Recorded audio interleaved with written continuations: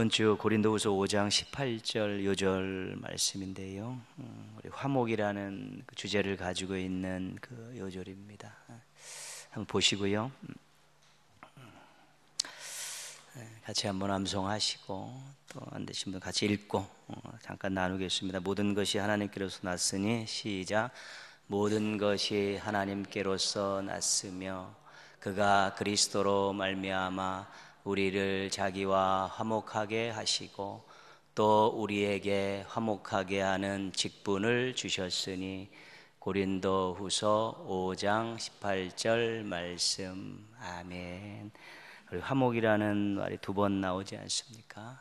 그래서 모든 것이 하나님께로서 났으며, 그죠? 이 구원과 관련된 이 모든 일들은 하나님께서 주관하셨다는 것이죠.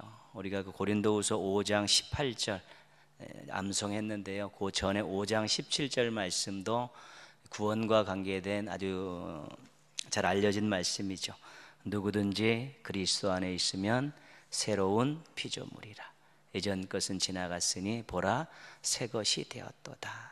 그래서 예수님을 믿은 사람들 우리가 구원과 관계돼서 아주 깔끔하게 정리한 그런 내용입니다. 그래서 예수님을 믿으면 하나님의 자녀가 됩니다. 예수님을 믿으면 하나님 나라의 백성이 됩니다.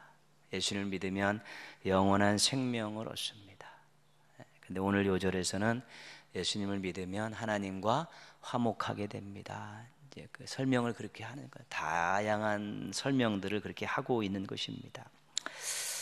그런데 화목하게 되었는데 하나님께서 우리에게 화목하게 하는 직분을 주셨다는 것이죠.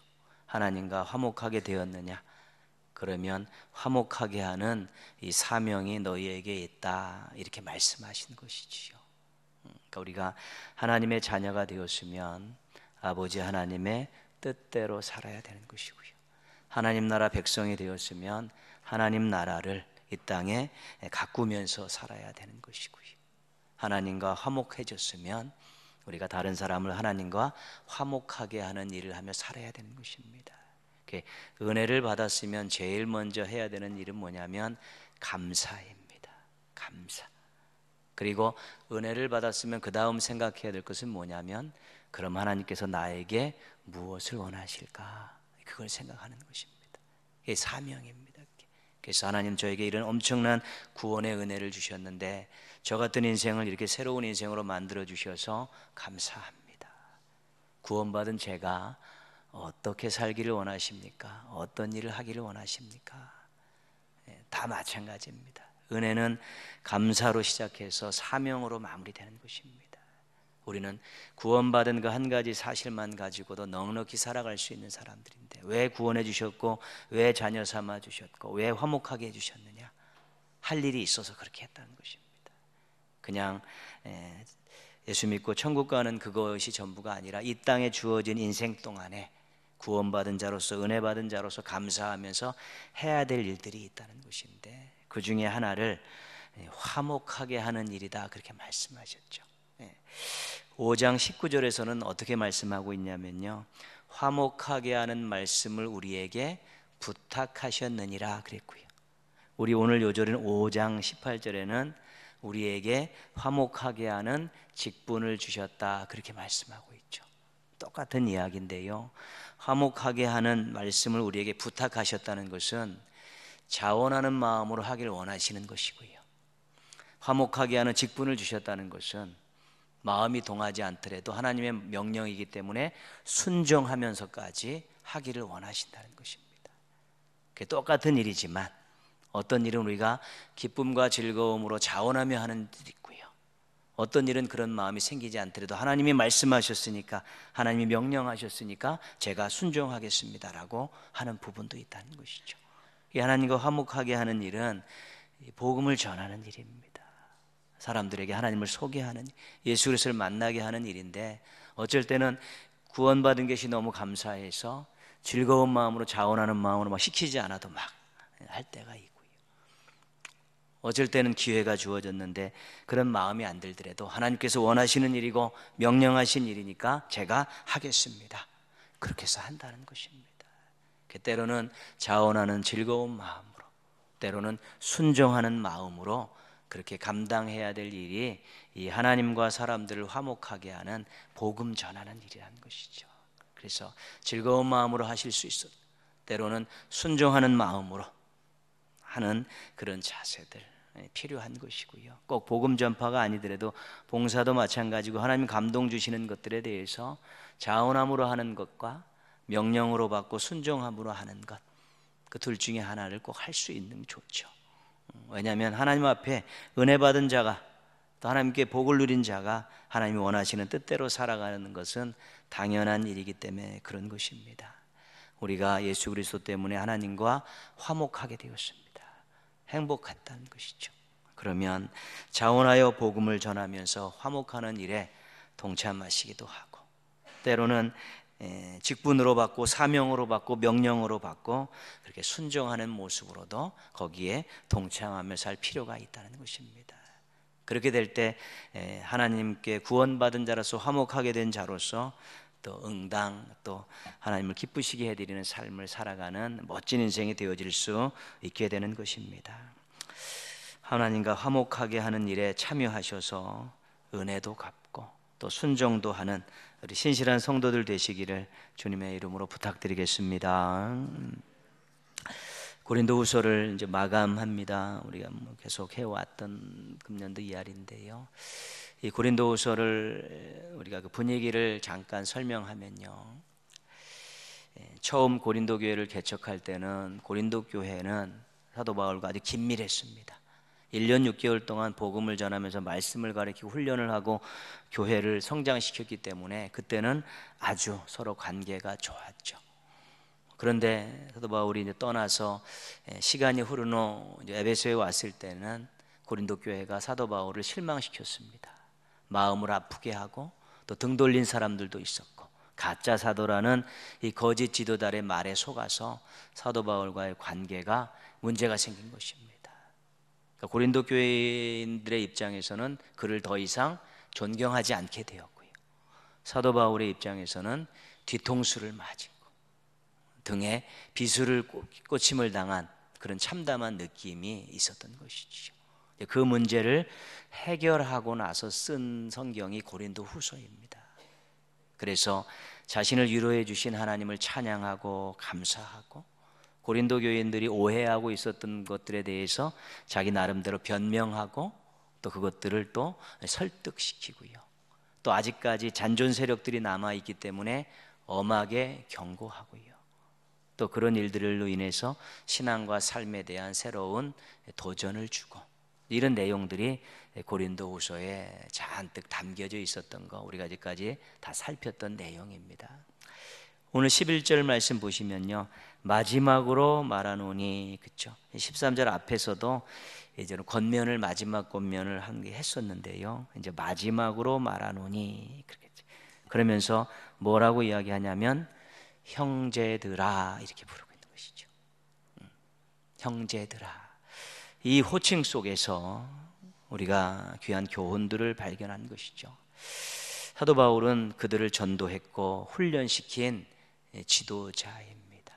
그래서 어떤 면에 있어서는 상하관계가 성립이 되는 것이죠. 사도 바울이 명령할 수 있습니다. 경고할 수 있고 또 징계할 수도 있는 위치에 있는 것입니다. 근데 이 편지의 마감을 하면서 형제들아 이렇게 부르고 있는 것이죠. 이 속에는 신앙적인 교훈이 한 두 가지 담겨 있는데요, 첫 번째는 사도 바울이 이 호칭을 가지고 교회가 어떤 것이고 교회 안에 있는 구성원들이 어떤 관계인가를 보여주는 대표적인 호칭입니다. 그래서 우리는 예수님 안에서 한 가족이다, 그렇게 인식을 시키는 것입니다. 우리는 예수님을 머리로 하는 교회의 지체다. 그 교회론과 이 성도의 관계를 보여주는 말로 맨 마지막에 고린도 교회 교인들을 형제들아 그렇게 부르고 있는 것입니다. 우리는 전부 그리스도 안에서 한 가족이고 그리스도를 머리로 하는 교회의 지체들이다. 이 로마서나 고린도전서에서 이야기했었던 교회관을 다시 한번 이야기하는 것입니다. 직분과 나이와 직업에 상관없이 모두 그리스도 안에서 형제 자매이고 가족이라는 것, 우리들의 가슴 속에 꼭 가지고 살아야 될 중요한 것입니다. 물론 우리가 혈연적인 관계도 있고 또한 사회적인 관계들도 있어서 여러 가지 호칭이 다를 수 있지만, 신앙인들의 마음속에 나이와 직분과 사회적인 지위에 상관없이 가져야 될 귀한 생각 중에 한 가지는 그리스도 안에서 가족이라는 마음. 가족이다. 연로하신 어르신들은 어르신대로 대접을 해드리지만 가족이고요, 또 때로는 어미 꾸짖기도 하시지만 가족이다라는 이 잊지 않았죠. 왜 우리가 다 같이 하나님을 뭐로 부릅니까? 하나님 아버지 그렇게 부르잖아요. 그렇죠. 다 그래서 그리스도 안에서 다 거듭나서 하나님의 자녀들이 되었기 때문에 그리스도 안에서는 우리가 형제 자매이고 가족이라는 귀한 마음들을 잃어버리지 말아야 되는 것입니다. 그래서 그 핵심에는 뭐가 있냐면 사랑이 있는 것입니다. 우리 기독교가 사랑의 종교인 이유는 하나님이 사랑이시고 하나님께서 엄청나게 신적인 사랑을 우리에게 베풀어 주셨고 서로 사랑하라고 말씀하셨기 때문에 사랑의 종교입니다. 근데 제일 먼저 신앙의 공동체 안에서 우리가 서로 그리스도 안에서 한 가족이고 예수 그리스도를 머리로 하는 교회의 지체들이다. 동고동락해야 되고 서로 사랑해야 되는 귀한 관계들이라는 그런 기본적인 인식들을 마음속에 가지고 있어야 되는 것입니다. 그래야지 교회가 화목하고, 그래야 교회가 이런 여러 가지 유혹들이 있고 시험들이 있을 때 분열되지 않는 것입니다. 이거 어렵죠. 그래서 기본적으로 다 여러 가지 많은 호칭들이 있고 관계들이 있지만 그리스도 안에서 우리가 한 가족이고 예수 그리스도를 머리로 하는 교회의 한 지체라는 이 귀한 마음을 가질 때 우리가 사랑하며 살 수 있는 것입니다. 그렇게 말씀드리지 않습니까? 여러분 가정 안에서 자녀를 사랑하고 배우자를 사랑하고 부모님을 사랑하는 것에 한 100분의 1만 교회에 와서 실천해도 교회가 사랑 공동체 될 수 있다는 것입니다. 우리가 혈연 사회이기 때문에 혈연을 사랑하는 것은 정말로 엄청나게 모든 것을 다 겁니다. 그죠? 부모님들 모든 거 다 평생 모았던 것들 다 어디다 갖다 줍니까? 자녀들에게 주기 원하지 않습니까? 자녀들이 잘 되는 일이라면 어떤 경우 우리가 뉴스에서 보도되는 잘못되는 일 있지 않습니까? 막 시험지 유출시키고 부정입학 그런 거, 자녀들이 잘 되는 일이라면 자기가 죄인이 되는 일들도 막 하는 것이 그게 혈연 관계 속에서 나오는 좀 삐뚤어진 사랑이지만 그렇다는 것입니다. 근데 자기의 그 혈연적인 가정 관계 속에 있는 그 가정에서 있는 사랑을 100분의 1만 떼어가지고 와서 각자 우리 신앙 공동체 안에서 베풀면 정말로 화목한 따뜻한 공동체가 될 수 있다는 것입니다. 우리가 그리스도 안에서 가족입니다, 예수 그리스도를 머리로 하는 지체입니다 그러지만 실은 그런 인식들이 많지 않습니다. 말은 그렇게 해도 이 가슴은 그렇지 않습니다. 그래서 조금 부정적인 거 보고 조금 실수한 거 보면 아주 또 엄격하게 잣대를 들이대기도 하고 그런 것이죠. 그래서 늘 내가 하나님은 예수 그리스도를 믿고 하나님의 자녀가 되어서 하나님을 아버지로 부르는데 저분도 예수 그리스도를 믿고 하나님의 자녀가 되었고 우리가 그리스도 안에서 한 아버지를 섬기는 믿음의 가족이다. 이 마음들을 늘 가슴속에서 기억하고 우리가 성도들을 바라볼 때 가족이라고 생각하고 조금 더 관대하고 용서하고 서로 협력하려는 그런 노력들을 하게 될 때 우리가 이 사랑의 공동체를 만들 수 있는 것이고 그 공동체를 가지고 거룩한 공동체라고 이야기하는 것입니다. 거룩한 공동체는 세상 모임과 다르다는 것입니다. 세상에 있는 공동체와 다른 공동체가 거룩한 공동체죠. 그 다른 공동체도 이해관계로 얽힐 수 있지만 우리는 그리스도 안에서 믿음으로 사랑으로 만들어진 공동체이기 때문에 우리가 하나님 아버지를 섬기고 있는 믿음의 가족들이다. 이런 마음들을 자꾸 키워가시면서 교회를 사랑의 공동체로 만들어가는 것이죠. 그것이 우리가 사람들을 전도하고 또 교회에 찾아온 사람들을 뿌리 깊게 내리게 하는 아주 중요한 요인이 될 수 있는 것이죠. 아무리 잘 설득을 해서 데리고 왔는데 냉랭하고 싸늘하고 자기의 소속감과 존재감을 느끼지 못하게 그렇게 만들어 버리면 또 훨훨 날아갈 수밖에 없는 것이죠. 그렇게 간 사람이 수도 없습니다. 교회마다 그렇게 간 사람을 따지면 수도 없습니다.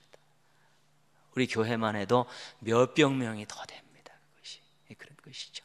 전도하는 것도 중요하지만 사랑의 공동체 안에서 이렇게 사랑을 받으면서 행복해하면서 적응하고 뿌리 내리게 하는 것도 굉장히 중요한 일인데, 전도는 특정인이 하지만 그분을 사랑의 가족으로 환영하고 맞아들이면서 사랑으로 손잡으면서 사랑의 공동체 안에 머물게 하는 것은 우리 모두의 책임이 되는 것이죠. 그래서 바울이 형제들아 그렇게 불렀는데, 우리가 믿음 안에서 그리스도 안에서 가족이다. 내가 너희들에게 복음을 전하고 너희들을 가르쳤고 너희들을 징계할 수 있는 위치에 있지만 너나 나나 그리스도 안에서 가족이다. 마지막을 그렇게 따뜻하게 장식하는 것입니다. 또 하나 형제라고 부르는 것에 대한 뭐냐면 용서했다는 것입니다. 지금 사도 바울이 큰 상처를 받았죠. 왜냐하면 자기의 사도됨을 부정했으니까요. 가짜 사도라고 생각을 했었으니까 자기의 모든 것들을 다 흔들어 버린 것 아니겠습니까? 자존심 상한 일이죠. 그런데 그 일을 가지고 이제는 막 화도 냈다가 눈물도 흘리면서 막 여러 가지 방법을 동원하다가 이것이 해결이 됐습니다. 해결이 됐지만 항상 마음속에 남아있는 것이 있는 것이죠. 그걸 떨쳐버리기 쉽지 않습니다. 그 상처된 부분들, 또 섭섭하게 했던 부분들, 또 자신을 괴롭혔던 부분들을 털어버리기가 쉽지 않습니다. 사도 바울이 형제들아 부르면서 이제 내가 너희들에게 가졌던 이 묵은 감정들을 다 내려놨다. 그러니까 그들이 사도 바울이 형제들아 이렇게 불렀을 때, 그 편지를 누가 읽어줄 거 아니겠습니까?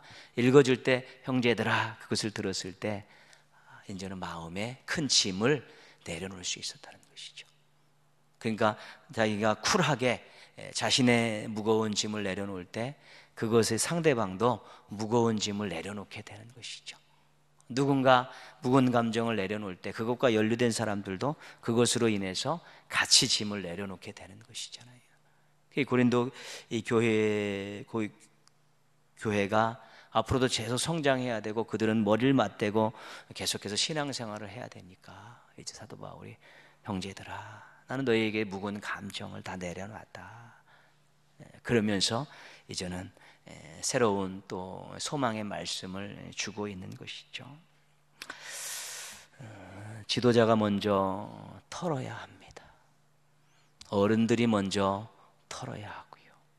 선배들이 먼저 털어야 하고 믿음 좋다고 생각하는 사람들이 먼저 털어야 되는 것입니다. 누가 먼저 하기를 기다리는 것이 아니죠.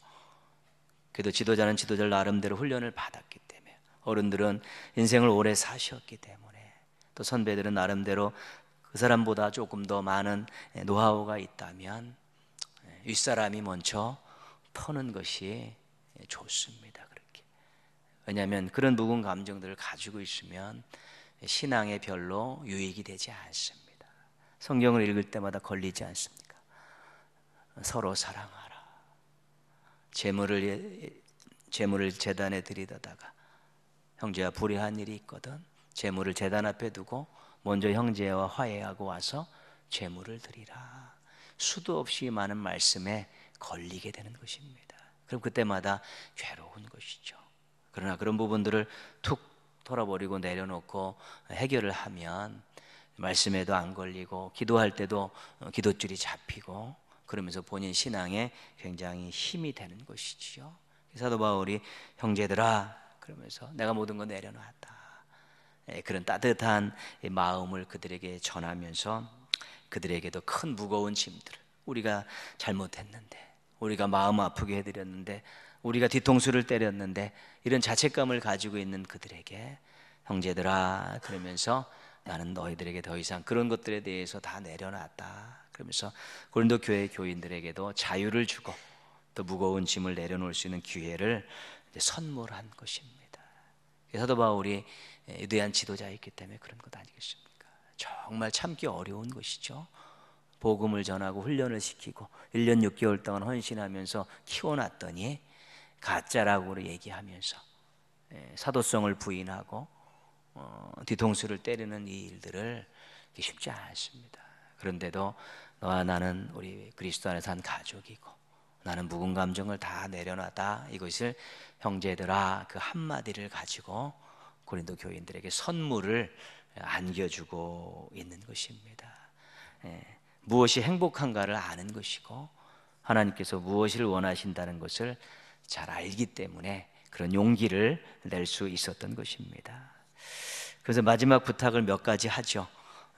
마지막으로 말하노니 형제들아, 첫 번째는 기뻐하라, 온전하게 되어야 된다, 위로를 받으라, 마음을 같이하라, 평안하라. 뭐 5가지나 되는 내용을 이야기하고 있는 것이죠. 기뻐하라, 온전하게 되어라, 위로를 받으라, 마음을 같이하라, 평안하라. 그렇죠. 지금 사도 바울이 생각하는 건 뭐냐면 자기가 당한 상처를 생각하는 것이 아니라 고린도 교회가 아파하는 것을 생각하는 것입니다. 분열이 돼갖고 싸움도 있었고요. 또 나름대로 그들도 또 지도자들을 배반했던 그런 것 때문에 어려운 것도 있었고, 또 누가 와서 귓속말로 속삭이고 옆구리 찌를 때 홀딱 넘어갔었던 부분들도 있었고요. 여러 가지 이런 많은 정황들을 볼 때 그들이 얼마나 힘들까 그런 생각을 하면서요, 형제들아 기뻐해라. 주님 안에서 온전히 거할 때 주님 주신 기쁨을 맛볼 수 있다. 너희들 한번 실수했지만 온전해질 수 있다. 내가 하나님 앞에 너희 때문에 큰 위로를 받았는데 하나님의 위로를 받으니까 모든 것이 눈 녹듯 녹더라. 너희들도 하나님의 위로를 구하고 위로를 받아라. 마음을 같이 해서 사랑의 공동체를 만들면서 서로 평안함을 맛봤으면 좋겠다. 이제 그런 것입니다. 자신의 상처를 생각하는 것이 아니라 고린도 교회 교인들을 생각하면서 그들이 어떻게 해서든지 다시 안정을 찾고 또 신앙 안에서의 기쁨을 맛보고 하나님의 위로를 통해서 서로 하나 되면서 상처가 치유되면서 또 평안을 누리기를 원하는 마음을 가지고 마지막으로 권하는데, 형제들아 기뻐할 수 있다, 온전해질 수 있다, 하나님의 위로가 있다, 또 너희들 마음을 같이 하면서 평안함을 누릴 수 있다. 이제 그런 권면을 하고 있는 것이지요. 형식상으로는 부탁이고 권면이지만 정말로 속에 들어가 보면 중보기도이고 축복입니다. 내가 너희들이 이렇게 되기를 기도하고 있다. 하나님께서 너희들을 그렇게 만드시기를 내가 기원하고 있다. 이런 마음을 그 속에서 읽고 있는 것입니다. 사랑하는 마음은 상대방이 잘 되기를 원하는 마음입니다. 이런 마음을 가지고 살면 얼마나 좋겠습니까? 부모의 마음들 아니에요. 자녀를 향한 부모의 마음이 자녀들이 잘 됐으면 좋겠다는 건데, 그것을 우리 성도들이 잘 됐으면 좋겠다고, 우리 신앙의 후배들이 잘 됐으면 좋겠고, 우리 젊은이들이 잘 됐으면 좋겠고, 우리 어르신들이 노년의 삶이 잘 됐으면 좋겠다. 서로 이런 마음들을 가지고 중보기도 하고 또 축복하고 그러면 얼마나 행복한 그런 미래를 맞이할 수 있겠습니까?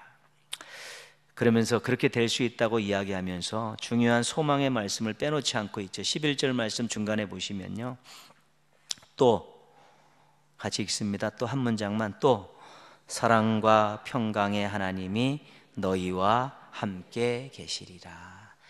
너희에게는 하나님이 계시지 않느냐.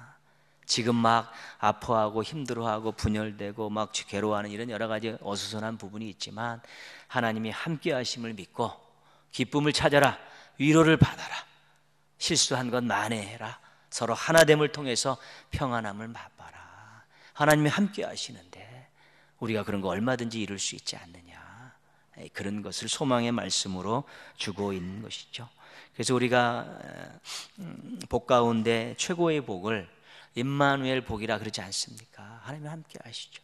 하나님이 함께 하시면 두렵지 않습니다. 하나님이 함께 하시면 부럽지 않습니다. 하나님이 함께 하시면 이룰 수 있습니다. 이것이 우리 고백 아니겠습니까? 하나님은 뭐 괜히 함께 하십니까?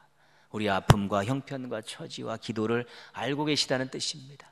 우리 옆에서 우리의 신음소리를 듣고 계시다는 뜻이고요.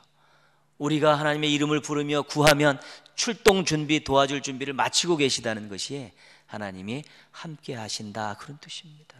정승처럼 그냥 옆에 서 계신 것이 아니라 귀 기울이시고 무엇을 도울까 준비하고 계셔서 우리가 사모함으로, 의지함으로 하나님의 이름을 부를 때 우리를 도우시면서 우리가 행복한 길로 갈 수 있도록, 제대로 된 인생을 살 수 있도록 도와주시는 그 행동까지 포함되어 있는 것이 하나님의 함께 하심입니다. 그냥 멋쩍이 서 있는 것 아니고요, 나 몰라라고 서 있는 것이 아니라 우리의 모든 것들을 도우실 준비를 하며 계시는 것이 함께 하심이지, 그냥 같은 공간 안에 있는 함께 하심이 아니라는 것입니다.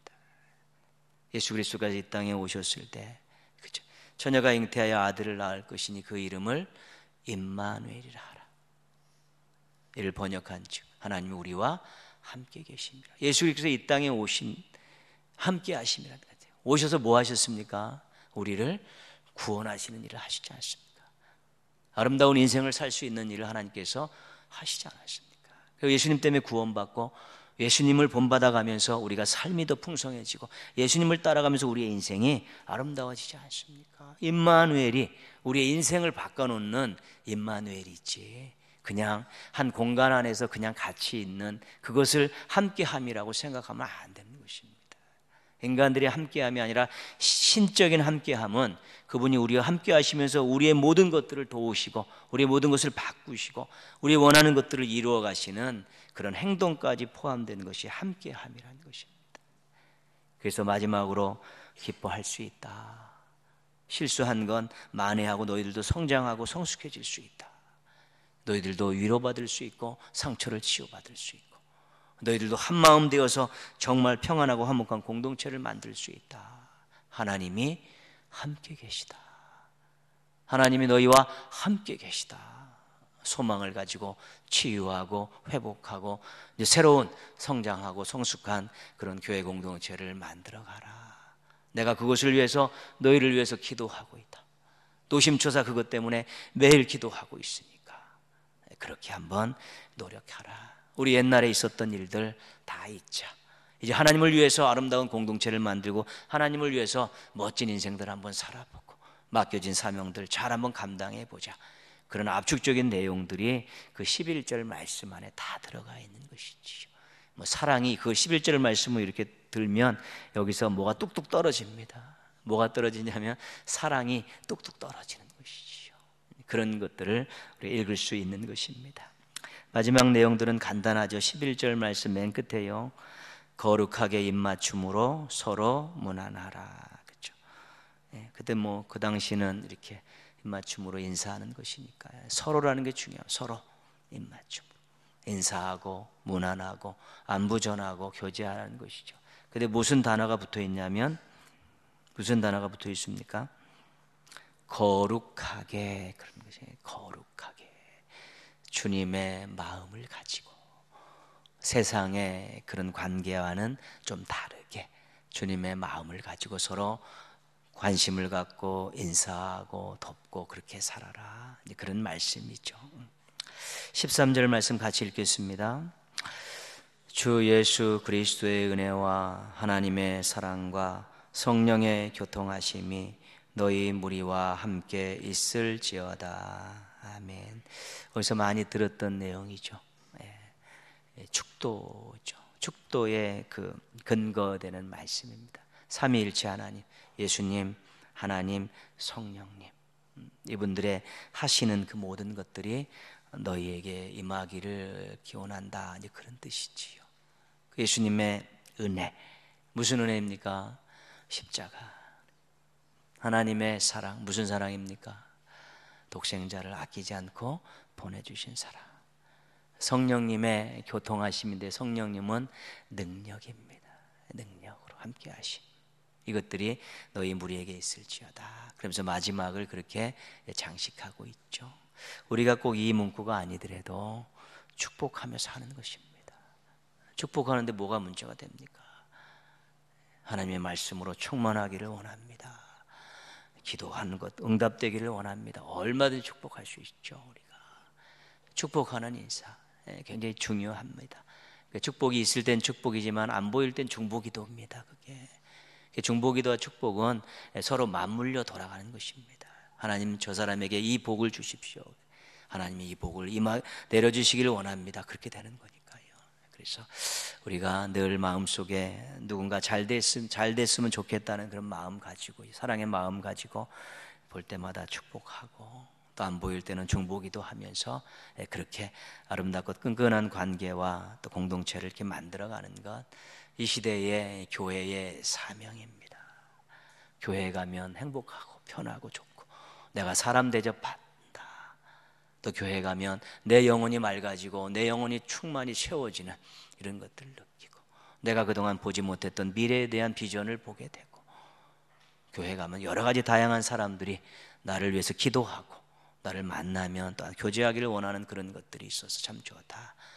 교회 그렇게 만들면 되는 것입니다. 그리고 이단과의 싸움에서도 절대 밀리지 않습니다. 세상의 유혹이 들어와도 절대로 밀리지 않습니다. 세상과 싸우면서 세상적인 방법으로 싸우니까 우리가 지는 것이죠. 거기는 그게 전문가고 우리는 그게 낯서니까요. 그겠죠. 그렇게 되는 것입니다. 세상과의 싸움에서 우리가 질 수밖에 없는 것은 세상적인 방법으로 싸우기 때문에 지는 것입니다. 근데 신앙의 방법으로 싸우면 우리가 넉넉히 이기는 것입니다. 하나님의 도우심이 있으니까요. 그래서 여러분 가정도 좋은 신앙의 가정, 믿음의 가정 만드시는 것도 이 시대의 그리스도인의 귀한 사명이고요. 우리 신앙 공동체도 그러한 공동체를 만드는 것, 이 시대의 중요한 사명입니다. 뜨끈뜨끈한 화목한 그런 공동체를 만들어서 우리 세상을 변화시키고 많은 사람들에게 주님의 살아계심을 보여주는 우리 멋진 신앙인들과 여러분의 가정과 우리 교회 되기를 주님의 이름으로 축원합니다. 아멘.